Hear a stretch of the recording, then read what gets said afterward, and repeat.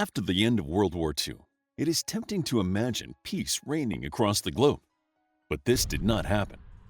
The world fell into political and economic turmoil, and Germany suffered the consequences of allowing the Nazi Party to rise to power.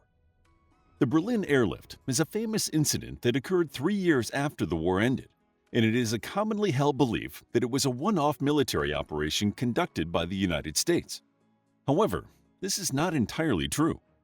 Keep watching as we answer the question, what was the Berlin Airlift all about? In the years following World War II, Britain struggled to rebuild its economy, and France attempted to reconcile the effects of being partially occupied by the Nazis. The superpowers of the United States and Russia began competing for supremacy.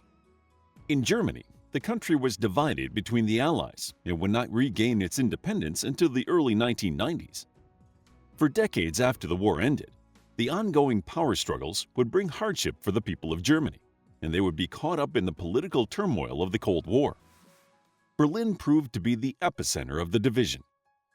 The Allies decided to split Germany into 4 occupation zones. The British occupied the northwest, the French the southwest, and the Americans the southeast. Since Russian forces, which had played a significant part in winning the war, already occupied most of eastern Germany, they were assigned the northeast of the country, which included the German capital of Berlin. Despite Berlin lying in Russian-controlled territory, it was decided that the capital would also be divided into 4 parts, with each Allied nation controlling a different zone.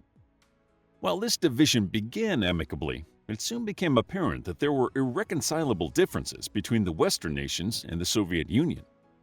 The Russians had suffered significantly more than any other nation during World War II, with an estimated 27 million deaths, both civilians and military. Because of the palpable vitriol the Russians had for the Germans, they targeted many German landowners, detaining them and confiscating their land. The Allied forces decreed that free and democratic elections should be held in the occupied zones of Germany. While the Soviets appeared to comply, they soon forced all independent parties in their region into a communist coalition that Moscow controlled. These actions started to misalign the Soviets from the other Allies, but it was Russia's stance on war reparations that really started them on the path to conflict. After World War I, the German economy collapsed due to being forced to pay war reparations.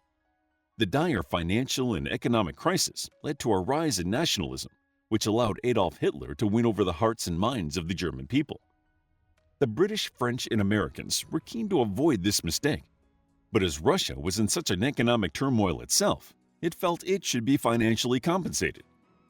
It was agreed that food grown in Russian-occupied zones would be traded for cash reparations and German factory goods from areas that were occupied by the West.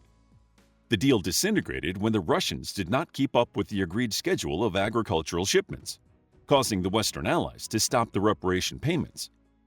Tensions between the Communist Soviets and the capitalist powers of the West came to a head in 1946, when the Soviets sent aid to communist parties in Albania, Bulgaria, Romania, and Yugoslavia, and helped to establish communist regimes in these areas. Tensions increased, causing Winston Churchill to describe the Russian-backed rise in communism as an Iron Curtain. Further division happened when the Western Allies made several decisions without consulting the Soviets. First, Britain and America merged their occupation zones. Next, they increased economic aid to French-occupied and United Territories. Finally, they replaced the Reichsmark with a new and more stable currency called the Deutschmark. When the Western Allies tried circulating the Deutschmark in Berlin, the Soviets boycotted the Allied Control Council, which led to a breakdown of communication and cooperation between the Soviets and their former allies. Since Berlin was 100 miles inside of Soviet-occupied territory, the Soviets decided to put pressure on the Western Allies by completely cutting off Berlin. They closed the West's access to Berlin by blockading all roads, railways, and waterways. And on June 24, 1948, the Soviets announced that they would no longer be part of the Four-Way Alliance. All communication between the Western Allies and West Berlin was cut off, and the Soviets asserted that the West no longer had any rights in the city. In West Berlin, 2.5 million people were suddenly unable to access essential goods, including food, medicine, fuel, and power. The Soviets could not take control of West Berlin, as it would have been in violation of the Potsdam Agreement and may have led to all-out war. Instead, the Russians used their geographical advantage to try and force the West to relinquish its rights to Berlin, as they believed that cutting off supplies to West Berlin would drive Britain, America, and France out of the city.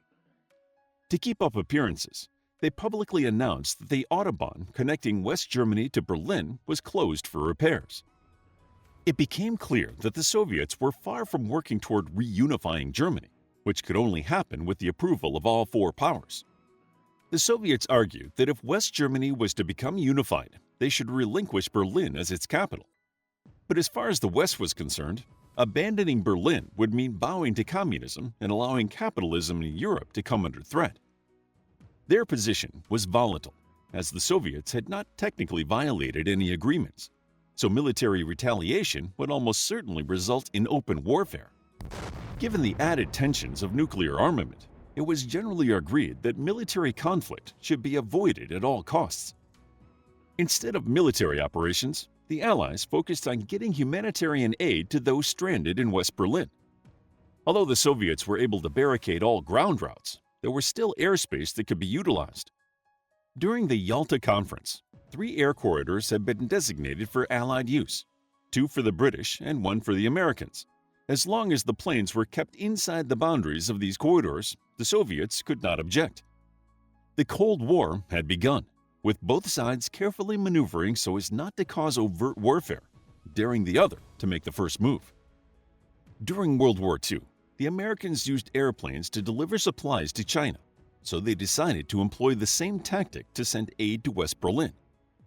The project was codenamed Operation Vittles by the Americans and was called the Air Bridge by Berliners. The Allies hoped this would be a stopgap measure, allowing more time for negotiation.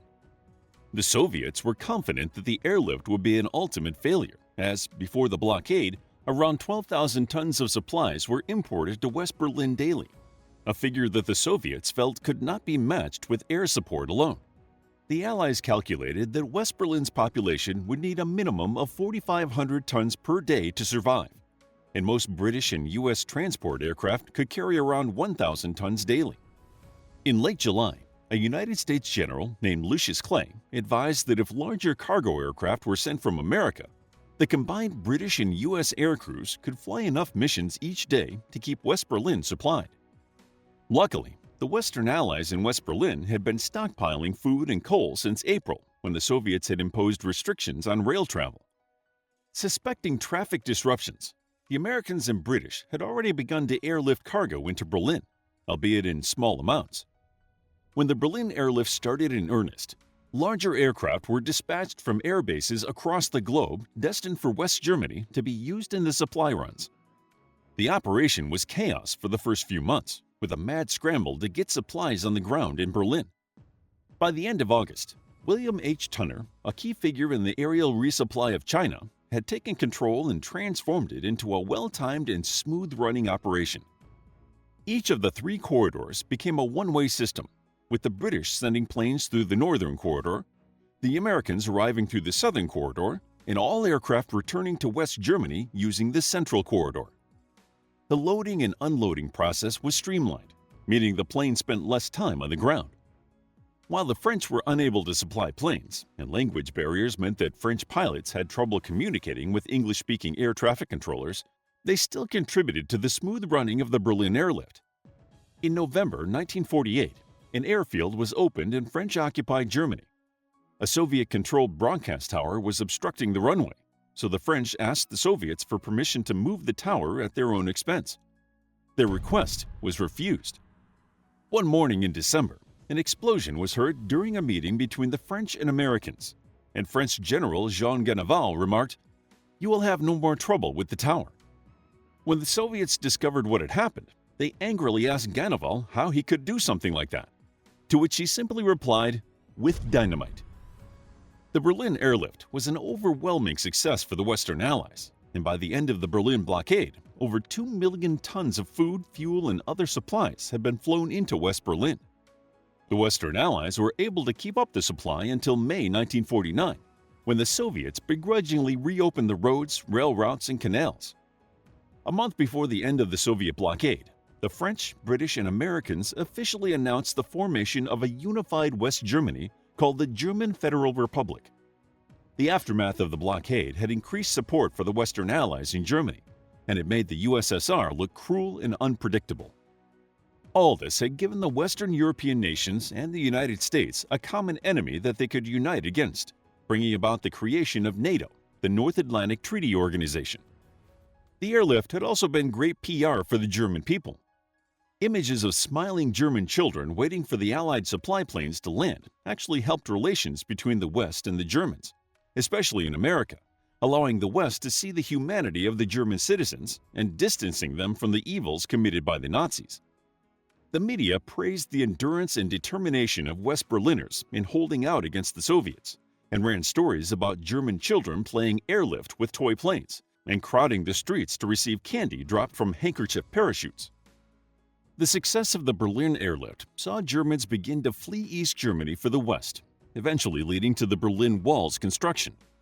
Unfortunately, the aftermath of the Berlin airlift did not help relations between the Soviets and the West, and it increased tensions between Russia and America. Although the Cold War is seen as a non-violent conflict, it led to the Russian development of nuclear weapons, international espionage, the space race, and American involvement in the conflict in Vietnam. How would you like to get a deeper understanding of history, impress your friends, and predict the future more accurately based on past events? If this sounds like something you might be into, then check out the brand new Captivating History Book Club by clicking the first link in the description. To learn more about the Berlin airlift, check out our book, The Cold War, a captivating guide to the tense conflict between the United States of America and the Soviet Union following World War II. It's available as an ebook, paperback, and audiobook. If you found the video captivating, please hit the like button and subscribe for more videos like this.